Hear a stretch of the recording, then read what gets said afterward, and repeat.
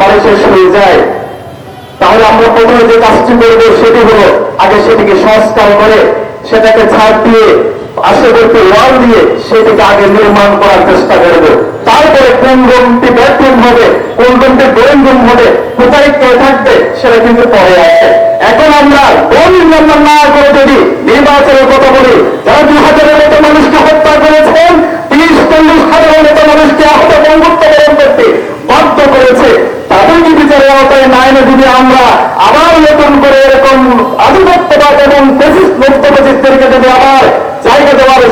আপনার সুযোগ করে দিই, তাহলে বাংলাদেশ আবার থাকবে না। যারা আমাদেরকে আমরা ইতিহাস দেখছি, আমরা ২৪শে জুড়ে এসে রক্তাক্ত জনপদের চিত্রগ্রহণ থেকে আসলে আমরা নতুন করে একটি প্রেরণা পাই। আসুন আমরা আমাদের সিদ্ধান্ত গ্রহণ করবো, যেখানে দুর্নীতি সেখানে আমাদের অভিযান, যেখানে দুর্নীতি সেখানে আমাদের সংগ্রাম, যেখানে